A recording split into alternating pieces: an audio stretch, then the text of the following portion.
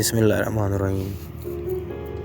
आज हम डिस्कस करेंगे चंद ऐसी ज़रूरी चीज़ें जो कि हमें इंजेक्शन लगाते वक्त जो कि एहतियात करनी चाहिए। तो सबसे पहले मैं डिस्कस करूँगा कि इंजेक्शन लगाते वक्त जो उसमें एयर होती है उसको आपने रिमूव करना है।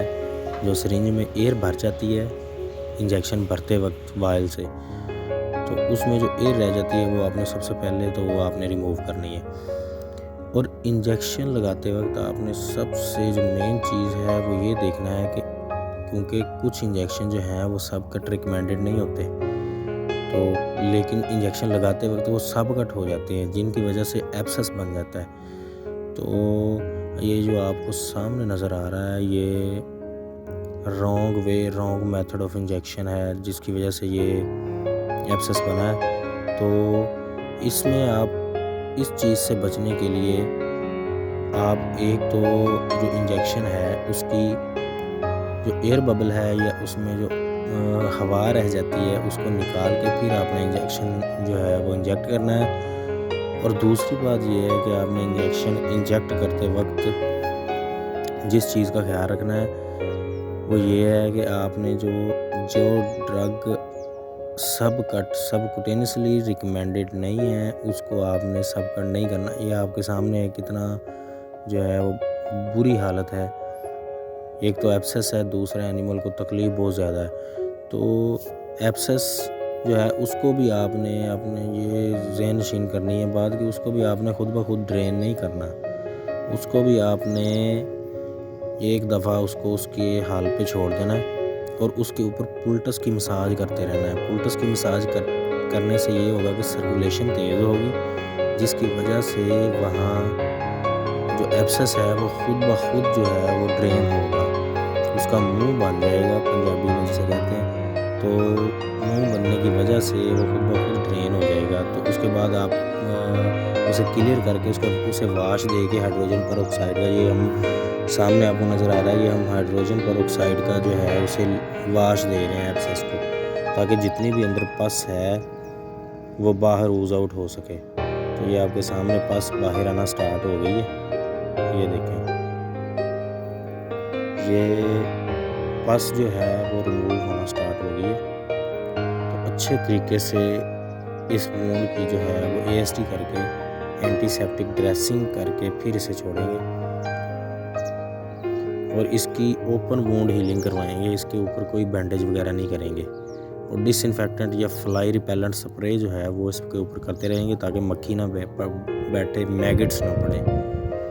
तो ये हम हाइड्रोजन पेरोक्साइड का इस्तेमाल कर रहे हैं यहाँ इसे वाश देने के लिए। तो मैं बात ये कर रहा था कि इंजेक्शन लगाते वक्त आपने जिन चीज़ों का ख्याल रखना है उनमें एक तो आपने जो है अगर नीडल स्किन के अंदर रह गई है तो आपने उसे स्किन के अंदर नहीं छोड़ना। स्किन के अंदर छोड़ने से भी एक तो एब्सेस भी बन जाता है बाज़ दफ़ा, लेकिन जो नीडल होती है जो एक दफ़ा प्रिक करने के बाद टूट जाती है स्किन में या सबकुटेनियसली, तो वो अंदर ट्रैवल करती रहती है, वो मूव करती है, तो वो किसी ब्लड वेसल में जाके कार्डियक अरेस्ट या ब्लड वेसल में जाके किसी मेजर ब्लड वेसल को रप्चर भी कर सकती है जिसकी वजह से एनिमल की डेथ हो सकती है।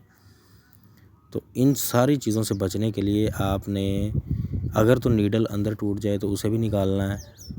इंजेक्शन लगाते वक्त जो इंजेक्शन सब कट रिकमेंडेड नहीं है आपने अच्छे तरीके से सबसे पहले तो आपको इंजेक्शन लगाना आना चाहिए कि इंजेक्शन किस ट्रायंगल में लगाना है, न्यूक्ल लिगामेंट को बचाना है, उसके बाद जो है जुगुलर फरो को बचाना है। जुगुलर फरो में है ट्रेकिया है, जुगुलर वेन है, एसोफेगस है और माइनर कैपिलरीज़ भी हैं।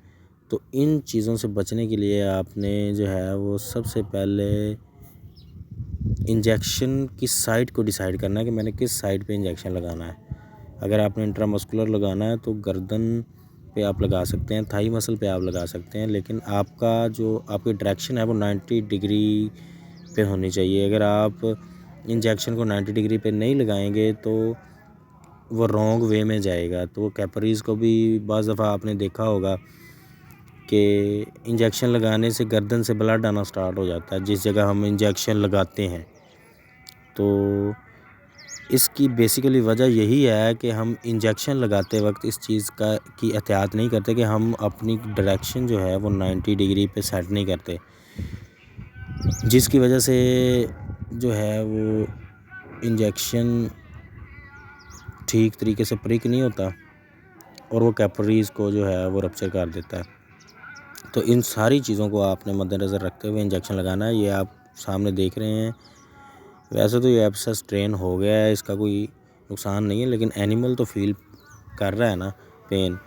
तो इस चीज़ से बचने के लिए आपने, क्योंकि इससे इसकी प्रोडक्शन भी लॉस होगी, तो ये मैंने डीब्राइडमेंट इसलिए किया कि ताकि अंदर वाला जो एनारोबिक कंडीशन है एब्सेस की वो उसको ख़त्म किया जाए।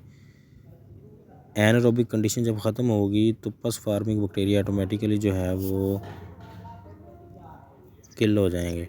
हाइड्रोजन परऑक्साइड से वाश करने से भी जो है इसकी डिसइंफेक्शन हो जाएगी अच्छे तरीके से। तो इसके ऊपर वाला हिस्सा इसलिए काटा है ताकि एनारोबिक कंडीशन जो है उसको ख़त्म किया जाए और अच्छे तरीके से अंदर से वाश हो जाए। तो इसको अंदर से अच्छे तरीके से वाश करके उसके बाद आपने जो नेक्स्ट प्रोसीजर है वो करना है। आप इस जगह पे यूज़ कर सकते हैं, पेंसिलिन भी यूज़ कर सकते हैं पाउडर फॉर्म में, और आप इस जगह पे दूसरा ऑक्सी पाउडर भी यूज़ कर सकते हैं। कोशिश करें कि इस जगह पे ड्राई इंजेक्शन यूज़ करें।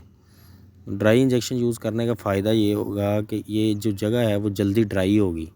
तो हमने पहले स्प्रिट से वाश किया, फिर उसके बाद हाइड्रोजन परऑक्साइड से वाश दिया, उसके बाद हमने ऊपर वाली स्किन रिमूव की। ऊपर वाली स्किन इसलिए रिमूव की ताकि जो ऊपर वाली स्किन है वो वाशिंग में हिंड्रेंस ना क्रिएट करे, और उस दूसरा ये है कि उसकी एनारोबिक कंडीशन को ख़त्म करने के लिए हमने ऊपर वाली स्किन जो है वो रिमूव की है।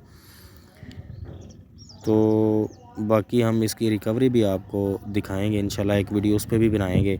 लेकिन आज हमने सीखा कि right way of intramuscular injection and wrong way of intramuscular injection and consequences of wrong way of intramuscular injection। consequences आपके सामने है। तो आज के लिए इतना ही काफ़ी। अल्लाह हाफिज़, दुआओं में याद रखिएगा। Thank you.